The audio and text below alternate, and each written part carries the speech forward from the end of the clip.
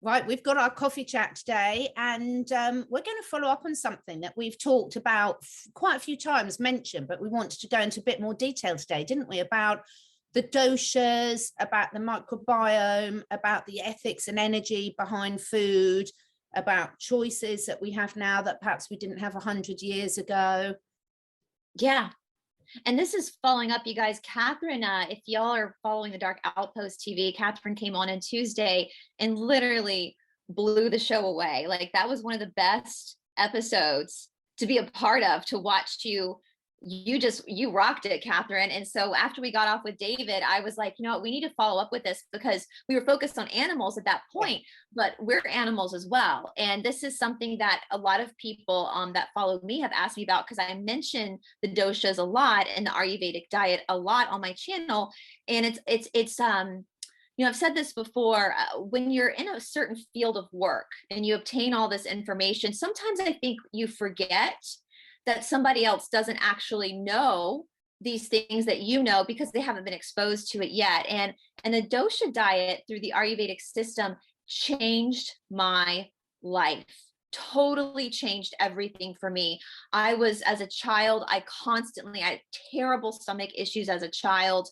My mother tells me stories that when I was like really little, I would tell her like just to put crackers in my lunchbox because I didn't want a lot of food because my stomach would hurt. And no, I was in and out of doctors' offices, constantly looking at my colon to see what was going on. Doctors could not figure out why I was having these issues. At 14 years old, I stopped eating meat because at that point, I didn't even know what a vegetarian was, but every time I ate meat, I would get very sick. My body would just reject it a lot. And these issues lasted for me up to the age of 33.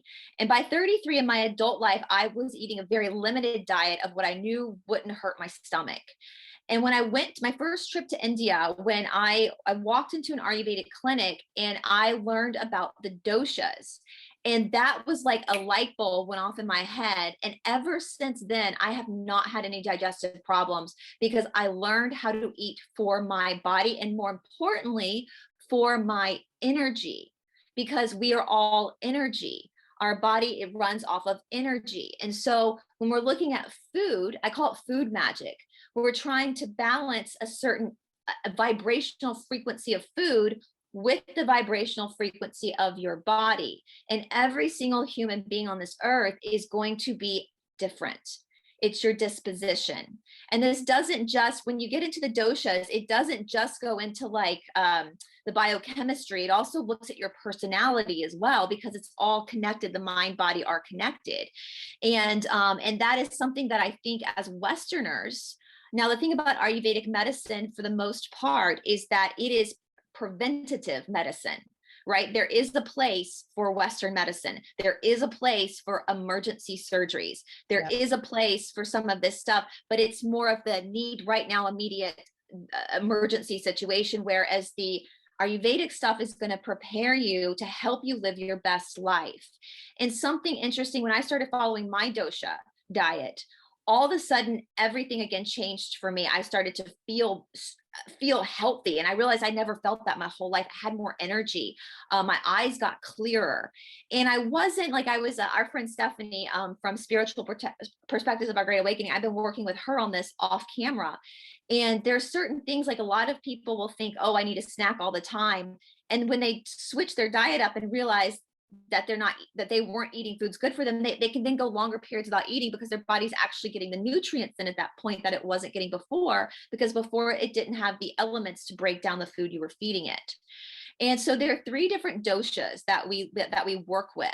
And this is before you get into that though, before you go through the doshas, can I just add something to that? Because what's really important is nowadays, a lot of what we talk, when you look up a particular food stuff, the problem is you're not just getting that food, you're getting all the chemicals, the genetic engineering, etc., that goes with it. So when we're going through this, when the doshas were originally sort of discovered, worked with, taught, we were dealing with real food without this man-made interference. And now we've got all the man-made interference, which can be absolutely devastating. We're going to talk about the microbiome. we've got to take that information and take it with this new where are we at now and combine the two. So we'll be talking you through that as we go through this program. Absolutely. And I will say too, like where I live in the world, we do have a lot of farms. And so if you can go to like get something from a farmer's market where it's not as, of course, everything at this point has a little bit of contamination, you can find certain farmers that will help you with their produce and stuff like that. Now, can I share screen, Catherine? Can I? I'm going to pull up the doshas for you guys. Now, the interesting thing about the doshas too is that it also, so one of the principles of Ayurveda is that you have to be, your insides have to match the exterior. They have to be in harmony. And I always laugh with my students here because I live in a big city. So I'm like, that means that you get to go have a greasy pizza and drink a beer every now and again because we're in a city, right? We have to match. We can't be, but if I lived up in the North Georgia mountains where it's crystal clear and pure, I could go completely not having any toxins and balance the exterior of that as well. So let's look at this, and I'm just pulling up some images, guys, because I also want to say too, if this is something you're super interested in. Now, I am not an Ayurvedic doctor. Ayurveda is the sister science of yoga. Patanjali, who wrote the Yoga Sutras, also wrote a book on Ayurvedic medicine. They do complement each other, but I'm just giving you guys what I know from my education system and from my experiences as a client of a patient of Ayurvedic medicine. But if this is something you're super interested in, I would definitely suggest finding an Ayurvedic clinic in your area. Now, with that being said, most Ayurvedic clinics are going to put you on a vegetarian diet. That is 80% of India is vegetarian. Some of them have figured meat out for people who are meat eaters, but for the most part, they're going to want you to go vegetarian. So just so you guys know that. Now, we have the three different elements. You have the Vata dosha, the Pitta dosha, and the Kapha dosha. Now, again, guys, this is Kapha. In Sanskrit, the PH does not make the F sound like it does in English. It's Kapha dosha. Okay, so my dosha, my disposition is Vata Pitta. So Vata is air, it's cerebral. So for me, I like I'm very bony. You can see I have very sharp bones. That's Vata. I like folklore and legend. I like philosophy. That's cerebral, that's thinking.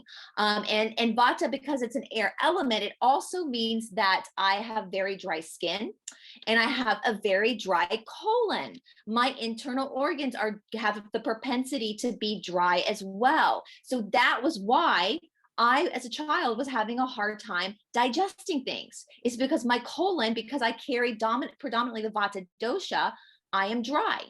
And that's not a bad thing. It's just something you have to know. Now, the Pitta dosha is fire. So Pittas are usually, and that's my secondary dosha, Pittas are usually very, like, I would guess, Catherine, that your daughter is probably Pitta because she's an athlete, right? Pittas are very athletic. They're very fast moving. They're very fiery in their energy. They have a healthy sweat. They can sweat healthy. They usually have a really good digestive system. Like they're able to go to the bathroom very quickly.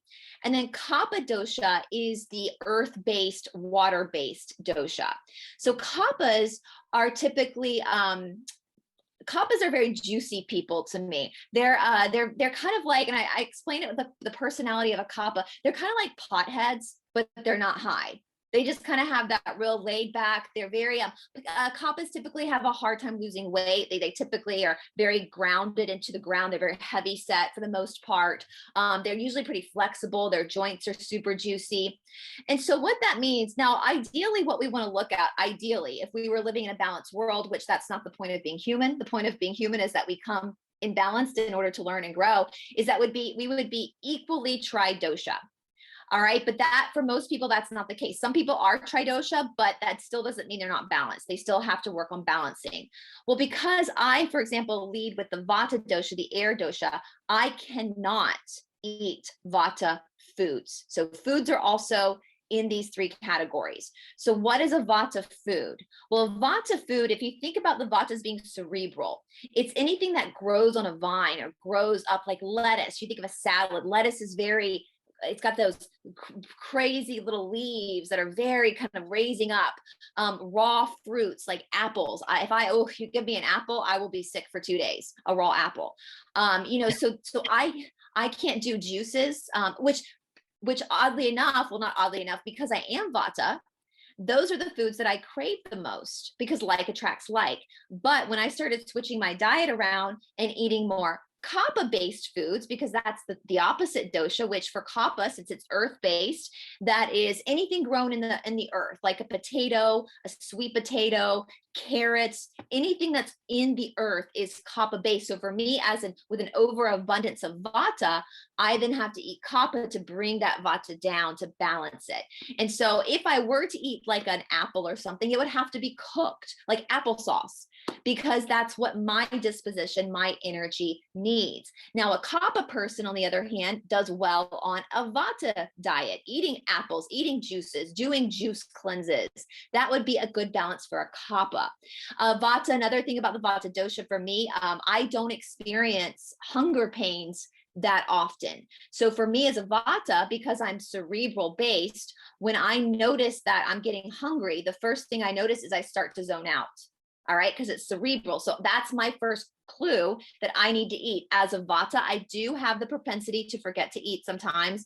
That's just how sometimes Vatas get to the point where they're about to like space out so I have to keep snacks on me. Now a Kapha, on the other hand, can go hours without eating. Usually these are the people who do really good on like eating once a day, because it's the way that their body breaks down the energy. Now another thing too, like let's say a Kapha person is trying to lose weight, because usually Kaphas are the ones that struggle with weight issues, and they're eating foods that are Kapha based, like carrots, potatoes, sweet potatoes, and they're not losing the weight, or they still feel hungry. If they were to switch it to the diet that balances them, all of a sudden their body starts to receive the proper nutrients, and then all of a sudden they too don't crave food. Sometimes when we crave a snack, it's because our body isn't able to get the nutrients out of the food we're giving it, so the body's searching for more nutrients. This also goes with oils. So over here in the United States, people are in this big coconut oil kick, coconut oil on everything. Well, my friends, if you're Vata like I am, coconut oil is the worst thing for you, because it's cooling and you're already cool and dry, right? So I you also need say with the coconut oil price as well, there's a lot of misconception, because when you're looking at all of these, again, people really need to look at how the stuff is processed. Yeah. And how it's produced, because it's like you're calling something that isn't the real thing. So a lot of the problems are absolutely fitting into these categories, but also sometimes when people are, say, following a system like this and it's not working for them, it's not that the system isn't applicable to them, it's that the quality of the food. And one of the main things that's really difficult for a consumer to understand is how that food's been processed. So for example, yes, you can have an organic coconut oil, but if it's been hot processed through pipes and things, it changes the chemical compositions. They can still sell it as a organic coconut oil, but if it's not cold pressed, the properties will be completely different, and your body will recognize it in a completely different way. Absolutely. And that's so funny, because all of my oils that I have, and I haven't been to India in a while since the lockdown happened, but I come back every time I go to India, I come back with like suitcases full of castor oil, coconut oil, because I know it's better quality over there. And that will be something. So if you go to an Ayurvedic doctor, they can probably help you find companies that are going to be ethically creating these oils. And I've said this to you, Catherine, like I can smell it. If I go into a restaurant, I can smell whether or not it's going to upset my stomach or not. And usually it has to do with the oil, because my body cannot. Sesame oil is the best oil for me, for my dosha.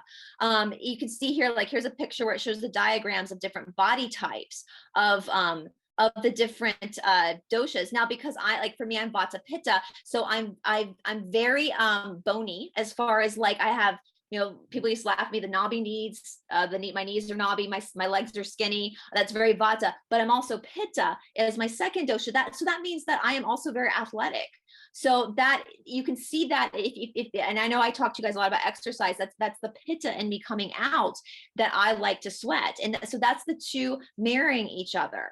Now, as far as if you're like pitta imbalanced, a lot of pittas who are pitta imbalanced should stay away from like spicy foods, because their fire is already too active. And so they have to then cool it down. It's balancing that energy. Now, the interesting thing too about the doshas, as I was saying, as above, so below, as inside, as outside, our daytime, our days have different hours that are different doshas as well, different dispositions.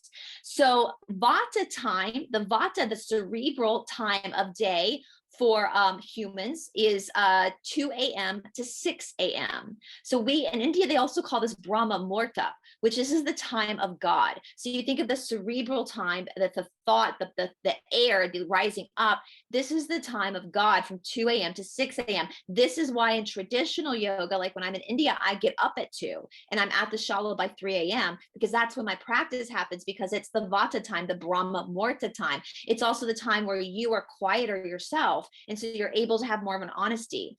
From 6 a.m. to 10 a.m. is kapha time. And so if you sleep, and this is a good experiment for people to do.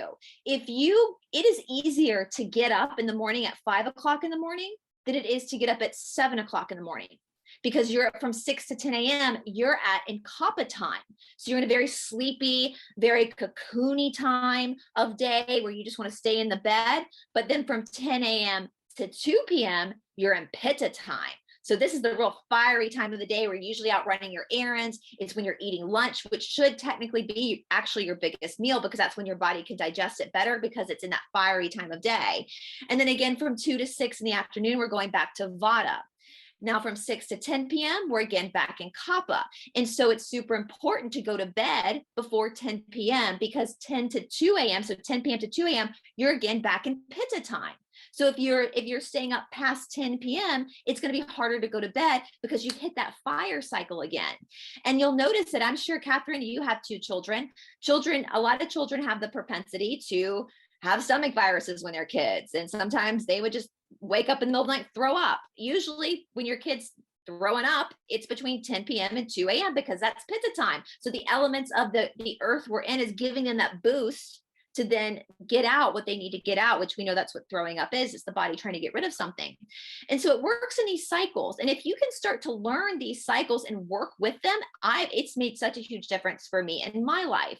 As of someone who's vata, I have a really hard time sleeping. Sleep is not something that comes easy for me. For a kapha person, they can fall asleep anywhere because I overthink things. So my mind goes crazy and I start overthinking stuff.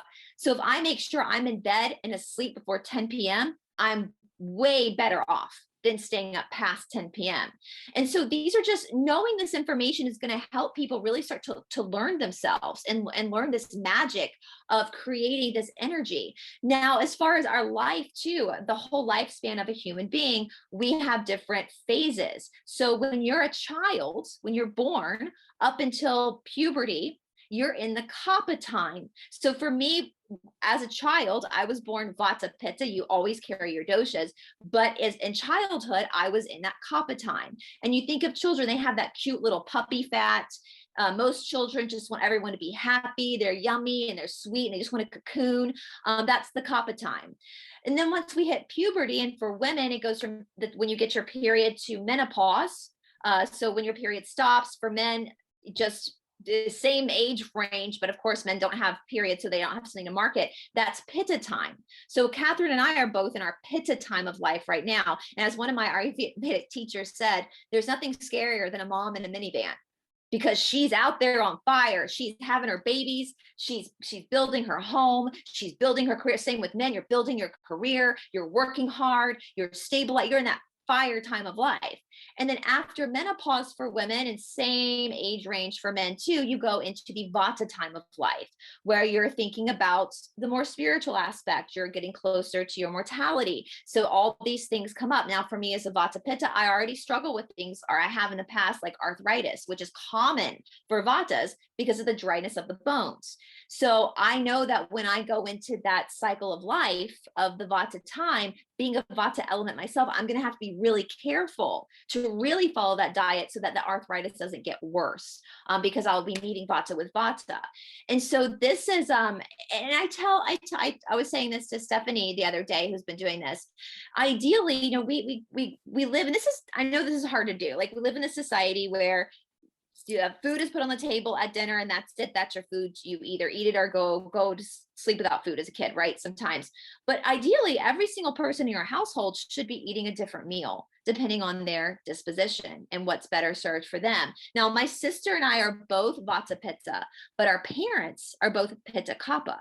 And so that's why a lot of times when I was a child, I could not digest what my parents were easily digesting, because we're two different dispositions. Their body could handle it, mine couldn't. But if it was flip-flopped and I was the vata pitta making food for a pitta kapha, they wouldn't be able to digest it. It would be a different element of energy for them, whereas I could. And I hope that makes sense. It is the most, when you guys, and I know a lot of people do like these little quizzes online to find their dosha. Those are okay, but they're usually just going to give you one dosha, which is your leading dosha, where you're typically a composition of two. And so that's why I always tell people, go find somebody that they'll look at your eyes, they're going to look at your tongue, they're going to take your pulse, they're going to examine your body, they're going to ask you about your sleeping patterns, they're going to ask you about your lifestyle, and that all is giving them information about how you energetically carry yourself in the world, which isn't bad or good, it's just your disposition. And so that's going to tell the doctor what you're carrying, and then they can help you balance that, if that makes sense. Yeah, and there's loads of things that this links into. So one of the reasons why people do their own online quizzes, why sometimes it gives them quite misleading information, is because what you're experiencing now, physically, emotionally, spiritually, can be very, well, we know now scientifically and spiritually that it's very affected by our microbiome, because we've got more bacteria, viral, fungal cells in our body. We're more of that than we are human cells. And the thing is, it's like anything, we're most of us, anyone watching this, will be quite out of balance, because we've got so much, we've spoken so much about the pollutions, the toxicity, whether it's words, whether it's thoughts, whether it's EMF, whether it's air pollution, whether it's heavy metals, whether it's pesticides. So when you go and see a proper practitioner, like you were saying, Brice, it links into the iridology, for example, that I do. Part of what they're looking in the eyes, they're not actually doing a full iridology assessment, but so many of these natural practitioners of anything will come up with the same information from different angles, because the thing is, there's so many clues that are left there. And when you then allow yourself to experiment and try these things and adjust over time so that your microbiome can adjust, the difference in the vitality, people just feel like a different person. They feel 10 years younger. And a big part of that, I also find, Brice, which again, the Ayurvedic medicine takes into account, is also your belief systems, because we are all energy. Your belief system is really important for you to take into account, because just because a nutritionist is telling you that this type of food is good for your blood type or good for the type of, athleticism you want to do, if that doesn't align with your core spiritual beliefs, there's going to be a fundamental imbalance there, and your body will pick that up and reflect it to you. So that's why when you work with these ancient traditions, all of that is taken into account, and that's why they're so successful. Because you could, if you're shutting down one of your core belief systems because someone's told you that's good for you, well, it might be for them, but it isn't necessarily for you.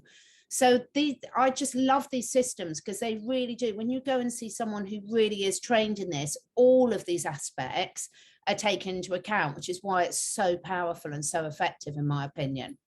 And that's why I was telling you guys, like, when my first consultation with an Ayurvedic doctor, a lot of what they were asking me really had nothing to do with what a medical doctor would have been asking me. It was about my personality. It was about my habits as a human, what I believe, all that kind of stuff. And I'll tell you, when I first started struggling with arthritis, and right before I found this system, which the diet for me has helped a lot with that. People were trying to get me to incorporate more bone marrow into my diet. And that I just wouldn't do it. I mean, I know, like, we feed Ravi gets animal, all that kind of stuff, like with your diet, because that's his. But for me as a human being, I made that decision a long time ago that for me, that was not okay, that I was not going to be taking from another living thing to support my life. And I was getting that from everyone. Like, you're going to struggle with this until you incorporate bone marrow. And I was just like, no. And yeah, so it is possible. Yeah. And for me, it probably, because I'm a Vata element, which means that I do have the propensity to overthink things. If I had started eating bone marrow, my own guilt, stress, overthinking probably actually would have made it worse. It would because have, I would have been so upset. yeah. It would have affected your whole microbiome, your ability to process it, and your inflammatory molecules. So it's so important that people, we've talked about this the whole way through, haven't we, Brice? Because so many people do. And I think everyone watching this, but you are unique, but equally getting that expert help. If you feel there's areas of you physically, emotionally, spiritually that are out of balance, there's so many amazing practitioners out there to help, because what can sometimes happen, it's like if you're in a very stressed state, you're not going to make good life decisions. That's over and over again. So if unbeknown to you, your body's in a stress state and you might not realize it, because what we accept as good health now is so far for our animals. This is what Brice and I were talking about with David Zublik. For our animals and for ourselves, what we accept as normal now is so far away from normal. And it's so exciting when you do find someone that resonates with you and a system that really works for you, just to see what's really, really possible. But sometimes, did you find, Brice, when you were working with there, it is important to give things a go, isn't it? And feel whether something resonates with you. But equally, we do live in a society where we expect instantaneous results. And of course, sometimes it will be an instantaneous result. You'll eat something that disagrees with you, you'll throw up. But other times it's like it's allowing your whole energy systems at every level to adjust and take it on board. And that's when you can really get the best results, in my experience. Well, I will say, for me, when I first started the eating for my dosha, I did immediately feel a difference. Yeah. My body all of a sudden was like celebrating. I immediately saw a difference in my sleep patterns, all that kind of stuff. But I know that there are some people that, and for me, the detoxing wasn't that bad. Yeah. And that was because I have been heavily, I think because I'm been a heavy exerciser for 15 years now. And so my body was used to pushing things out. That's why I think it wasn't so bad for me. But you might experience some detox. You might, when you change your diet like this, you might experience your body having to like recalibrate itself to what, because especially if you're older and you've been, if you're a Vata like me and you've been eating an apple every day because somebody told you that was healthy for you, but yet your body can't digest it, and all of a sudden you pull back and you eat the fruits and vegetables that are appropriate for your dosha, you might still have to like detox some of those that stuff out that maybe wasn't vibrationally good for you, if that makes sense. And so as well, because if you live in a city, you're going to be exposed to a lot more toxins in general than if you're living in the middle of nature, in the middle of a wood that's absorbing all the toxins. So it's just sort of, when you find a lot of it is that confidence. So if someone's telling you most people, if they do some sort of detox fast, will feel a lot better after it.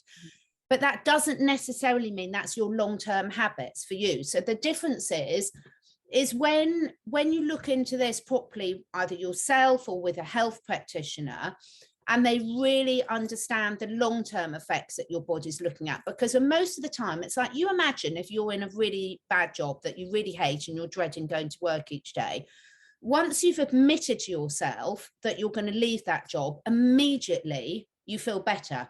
Because you know, your subconscious knows you're going to do something about it.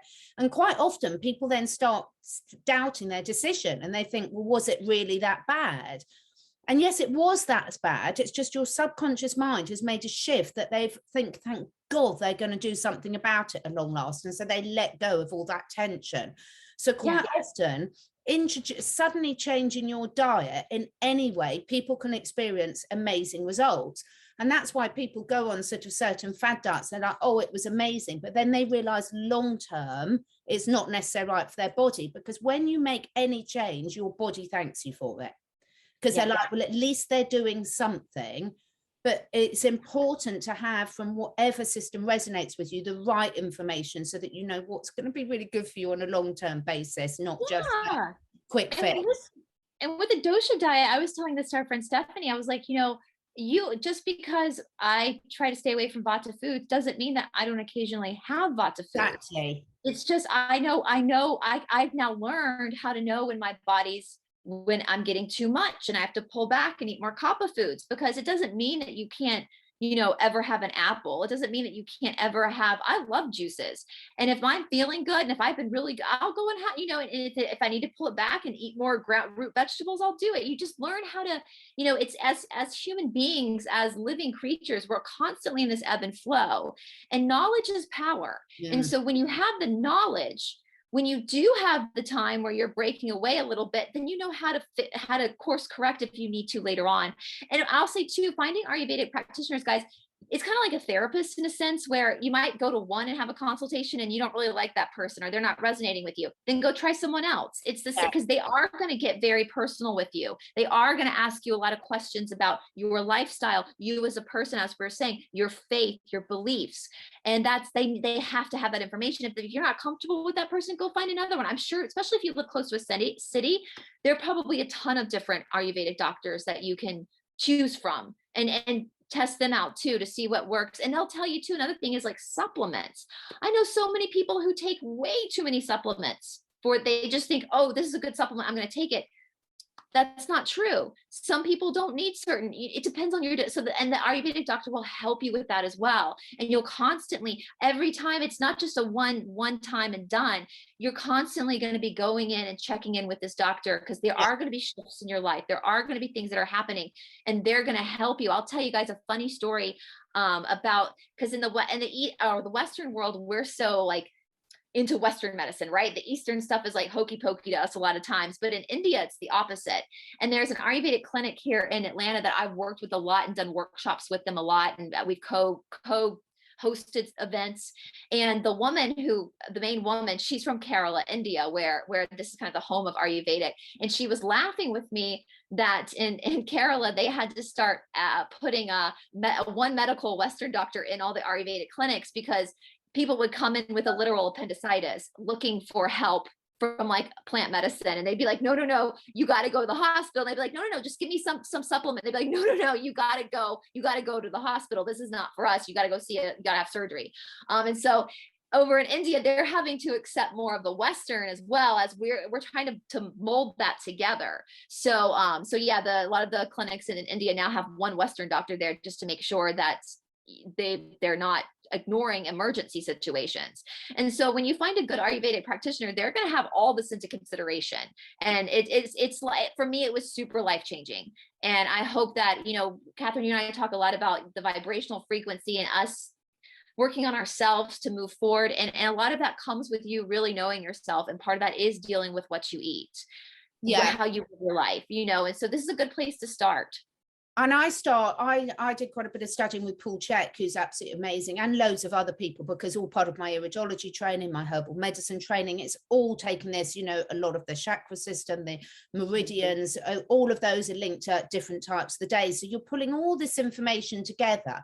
And what all of us, we all talk about tuning in with our intuition, but the very first thing is just to really feel, where I would encourage everyone to start to see whether you could really benefit from some extra help, is to start to really get present and tune in before you eat or drink something, and just really start practicing. How do I feel? How do I feel energy wise? How do I feel emotionally wise? How do my body, do a little body scan down, how do the different areas of my body feel?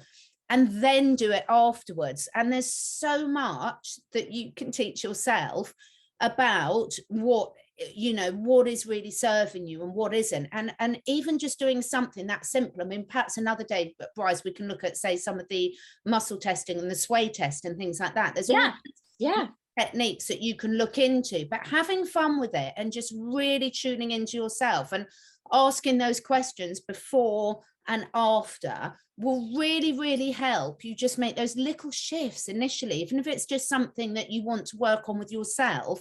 Honestly, it will transform your lives. It really will. And it's really good fun. And those of you that are parents to 2 or 4-legged children, it's really important to do that with them. So, you know, with your animals as well, you know, what are you noticing with what you're feeding them? What are you noticing in their reactions, etc.? So we can, the poos are a great thing. Brice and I are always talking about poos with dogs and things. It's so interesting, but have fun with it, because knowing yourself, knowing you as an individual is really important. And another point that you made, which is so important, any parent, again, of 2 and 4-legged children, you've got to look at each of those as an individual. You really have. So now my lab is 16 and a half, her nutritional needs are changing, so I'm starting tweaking her diet differently to my older dog. So these little changes can really transform how you feel physically and emotionally. So I love all that, Brice. I think it's so useful, and I hope you guys do too. And if you find some really good ones, share it in the community as well, because there's some brilliant practitioners out there. Yeah, absolutely. And this has worked for thousands of years, so it really has. Have fun with that, everyone. Thanks so much for that, Brice. It's so useful. Of course. Well, we're going to be seeing each other very soon again for very soon again. Quick toilet swap, and then we'll be back with the lovely Liz. So see you all soon. Thank you so much for anyone that's watched us. Take care. Bye.